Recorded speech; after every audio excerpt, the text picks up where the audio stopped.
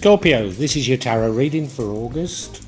Most people's readings have been quite exciting. I think yours is going to be as well. Really hope you get something from it. I really do, Scorpio.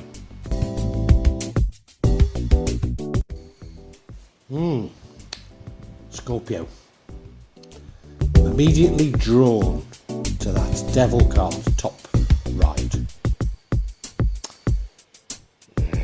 It was Pisces had a devil in that position.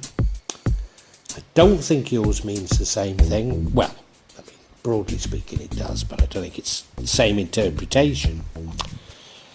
But it does mean an unhealthy attachment or an addiction. The overall energy, the middle card, is the 10 of Cups, multiple blessings. Sorry, 9 of Cups. The difference between the 9 and the 10 is that he's by himself, and I don't know if that's relevant or not. But it is an energy that runs throughout the entire reading. The beginning, the bottom right, which is the past, the Magician card, suggesting that you are manifesting something. But your current energy is that of the 5 of Pentacles, card of poverty. Poverty and the devil, it's not feeling great. But then we have in the future the 9 of Wands.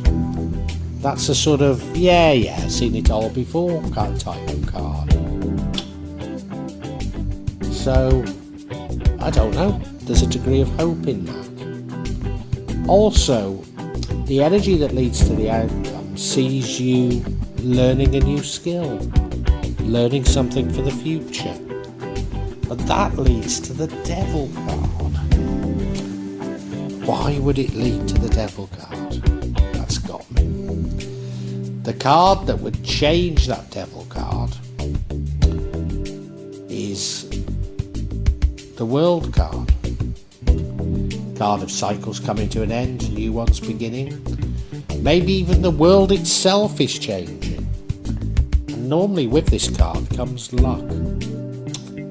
What a fascinating set of cards that I really at this moment can't explain.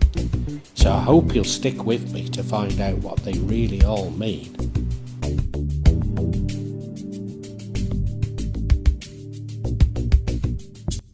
Now the overall energy is that of the 9 of Cups. So whatever we see here in the rest of the cards, this is the overall energy and impacts on all the others. So even though there are some signs that suggest this isn't a great set of cards, overall they probably are. It's a card of multiple blessings. I mean, you look at him, he's dressed very finely, he's sitting on a wonderful throne. He's got those 9 cups above his head, which are the blessings.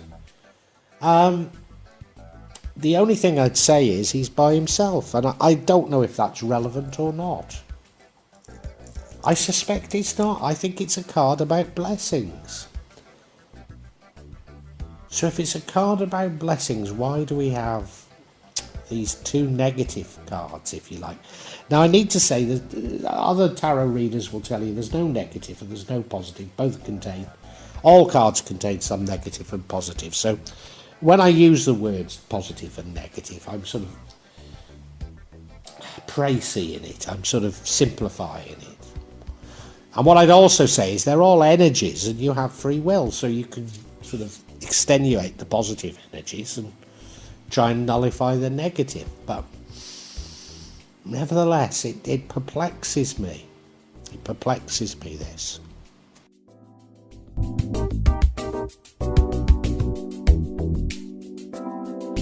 Now, in your recent past, we have the Magician card. This suggests to me that you were manifesting something. Manifesting some sort of blessings. I mean, it does seem to be about money, but it could be other things. You were trying to manifest something. Now, a more plausible explanation, but I have to say, my readings normally, if this energy crops up, it's your energy, it's not somebody else's energy. But what we mustn't discount is that somebody is using black magic against you. Because this is a very strange run of cards. And you being a victim of black magic would be one potential explanation for it.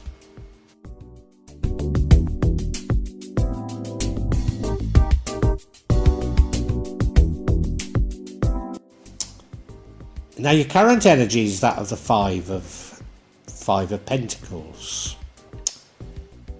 I would say this is a card of poverty. It could be no mates, it could be both.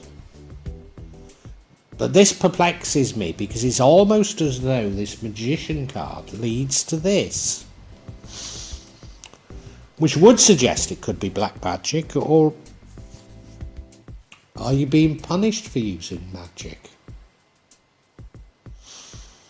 I mean, you look at the card, it looks bleak, doesn't it? She looks to have, it looks to be snow on the ground. She looks like she's got a crippled grandfather with her. But they're walking in front of a chapel with lovely light coming out of that window. There's always hope. There's always hope.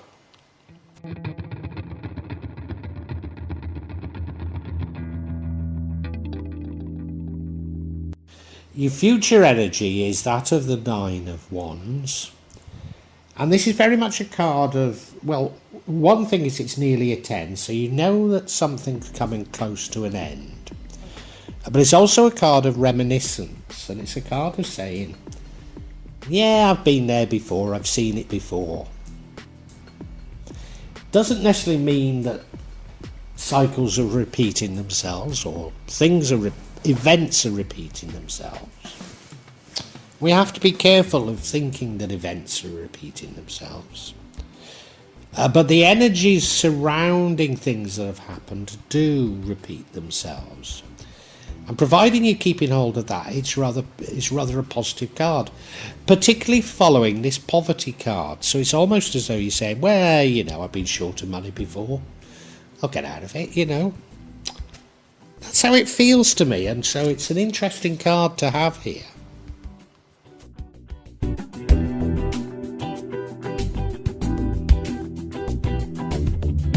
And I suppose an equally interesting card is this Eight of Pentacles.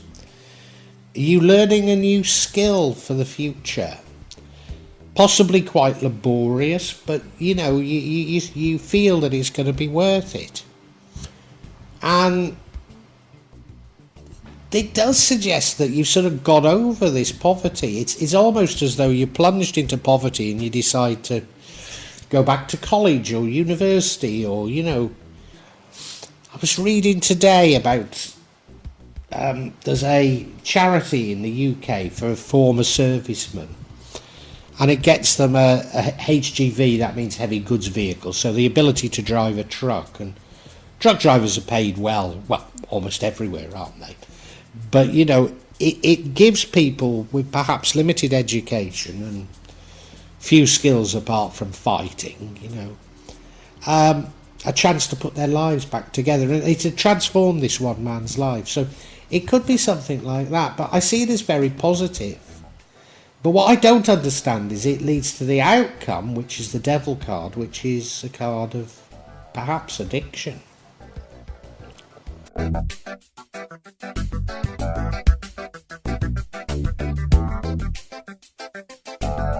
And the card that changes the outcome is the World card.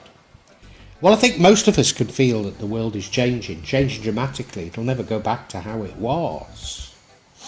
And normally that brings with it luck. But should we just be seeing this personally as a cycle coming to an end and a new one beginning? Again, often luck comes with it. Remember we had that Nine of Wands, and I said that is indicative of a cycle ending.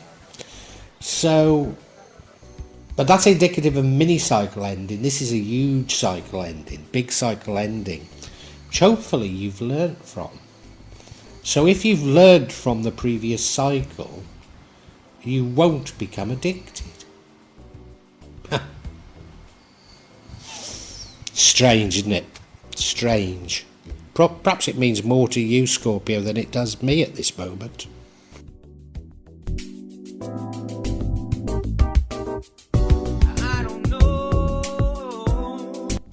And the outcome is this devil card, which, as I say, is unhealthy attachments or addictions. Why? Why? Well, good heavens, I suppose one explanation is, if you remember that Eight of Pentacles, and I said it could be going to university or college. Maybe you go to university and college and there's a bit too much hedonism and you do end up addicted to some substances. Wouldn't be the first time, let's face it. The world changing or you learning from the past would offset that. It wouldn't happen. You having learnt the lessons from the past. Remember, the whole thing is about blessings as well. Oh dear. We're going to have to get some clarity for sure. And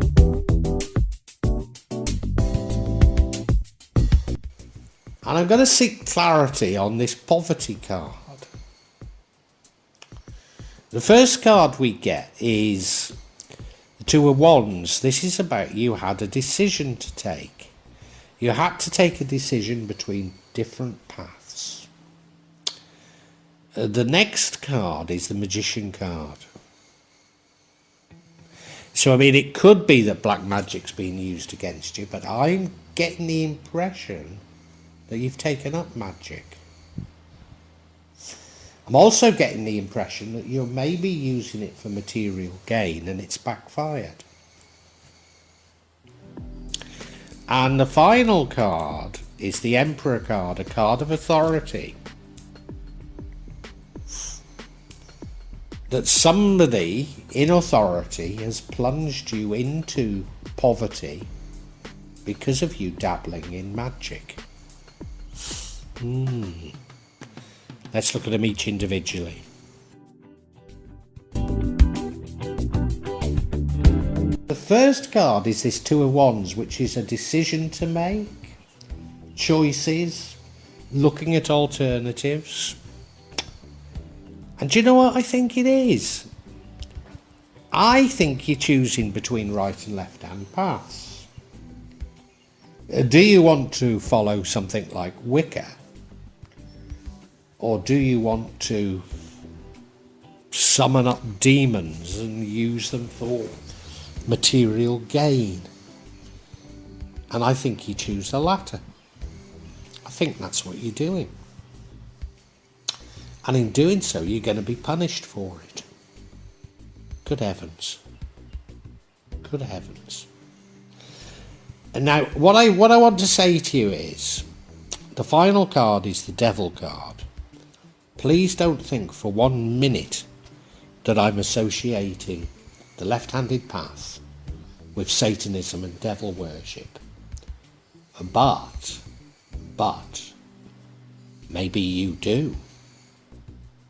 Maybe you've got the wrong end of the stick, and if you do see it that way, then I could see some of these sort of disastrous consequences befalling you.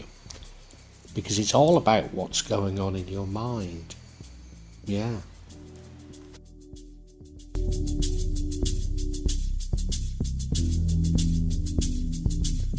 You have the Magician card here, which is saying the Magician directly leads to this feeling of poverty. It could be as much no mates, couldn't it, as no money. I mean, it could be both.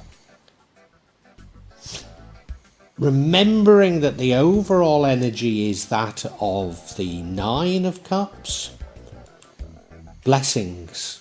So you chose magic to seek material gain, and it's backfired on you. And that would be why you're stoical about it, the Nine of Wands. Because you see it as something of a game, you know. It's like, well, you know, I tried this, I'll try something else. Yeah, and I wonder if that learning is learning more about magic. Good heavens. Good heavens. Now, I also have to tell you that I think magic, well, I follow a sort of psychological view of magic, rather than,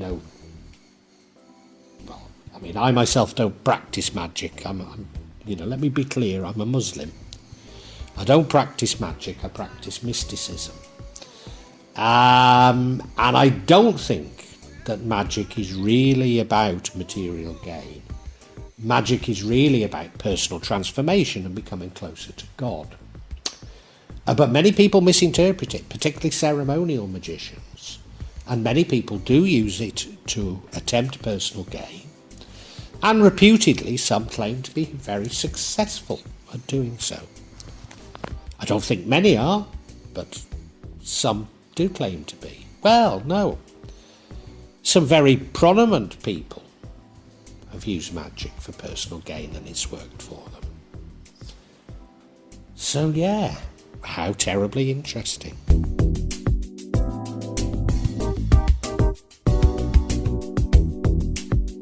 And we now have the Emperor card, a card of authority, a somewhat conservative type of authority. I'm going to digress a bit, and you'll understand why in a minute. A lot of magicians believe that if you try and achieve something through magic, there's a forfeit to pay. Some believe that this is the point of sacrifice. Personally, I think it's something completely different, but that's just me, that doesn't matter. Certainly there is this notion that if you gain something, you lose something. Now, what I believe is it's the universe seeking balance. So if you use magic to bend the rules of the universe, you can be successful, as I say, but the universe there is an equal and opposite reaction from the universe, but not necessarily the same reaction. So often people who use magic for personal gain maybe have some sort of personal tragedy, a loss of a loved one or something like that. So maybe you weren't looking for wealth, but you were using maybe love magic. Well, love magic is it's still a form of control, you know what I mean? It's very often it's a euphemism for not love, but I don't think I can say the word, but bleep magic, And maybe you got that. Maybe you got what you wanted, but the reaction from the universe sent you into poverty. So this emperor is a higher authority. I'd call it the universe. You might want to call it God. Call it whatever you want, But that's a valid explanation, yeah. And it would also suggest, I said I don't believe even the left-handed path is satanic, but you might. You might believe in Faustian pacts, and I think you've got yourself into a situation like this, hence the devil card. You believe that you've made a pact and that therefore it's your fate to lose this or lose that or something will happen. And that is the danger of magic in general and the left-handed path in particular. Well, I can summarise for you. I'm not judging you, Scorpio, I'm not judging you, but you've been a naughty boy, haven't you? You have, yeah.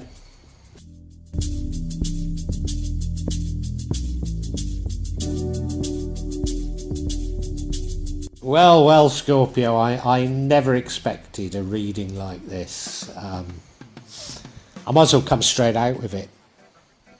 You've dabbled in magic. You had a choice between what some people would call white and black magic, or left and right-handed path, and you chose the left-handed path. You chose black magic. You chose black magic for control over others or personal gain. I think it was actually love magic that you used, and love magic is a euphemism for bleep magic. And I think you got what you wanted. But the reaction from the universe, or God if you like, was to send you into poverty. Now, you're accepting this quite stoically, almost as though you've done this before, almost as though this isn't the first time. And you throw yourself into learning more about magic. And now I think you might equate the left-handed path and black magic with something somewhat satanic. And I don't think it is for 1 minute.